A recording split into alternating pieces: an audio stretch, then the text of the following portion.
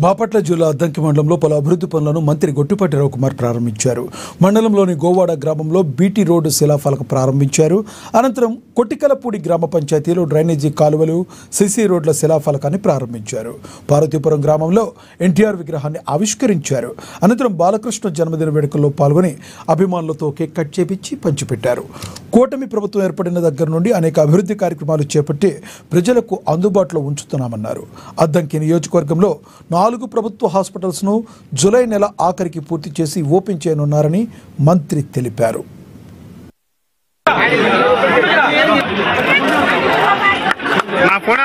ఎందుకంటే స్వర్గీయ నందమూరి తారక రామారావు గారంటే చిరస్థాయిగా తెలుగు వాళ్ళు ఈ భూమి మీద ఎంతవరకు ఉంటారో అంతవరకు తెలుగు వాడి గుండెల్లో చిరస్థాయిగా నిలిచిపోయే వ్యక్తి ఎవరు ఉన్నారంటే స్వర్గీయ నందమూరి తారక రామారావు గారు. 82లో పార్టీ స్థాపించి 9 నెలల్లో అధికారానికి తీసుకొచ్చిన పార్టీ ఏదైనా ఉంటే ఈ దేశంలో తెలుగుదేశం పార్టీ అన్నమాట. ఇప్పటికీ 42 సంవత్సరాలు 43 సంవత్సరాలు దాటిపోయింది. మొన్నే మనం కడపలో మహానాడు జరుపుకున్న సంగతి మీ అందరూ చూసి ఉంటారు. కొంతమంది వచ్చారు, కొంతమంది చూశారు. కనివిరి రీతిలో ఇప్పటిదాకా మహానాడు జరిగితే మొన్నటిదాకా మన ప్రకాశం జిల్లా చాలా బాగా చేశాం అనుకున్నాం. మన ప్రకాశం జిల్లా కంటే గొప్పగా చేశారు.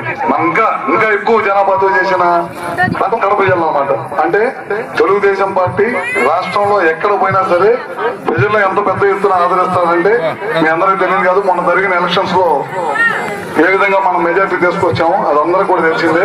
మన ఇంటికి చెదలు పడితే ఎంత నష్టం, మన వ్యవసాయానికి పురుగు పడితే ఎంత నష్టం, ఈ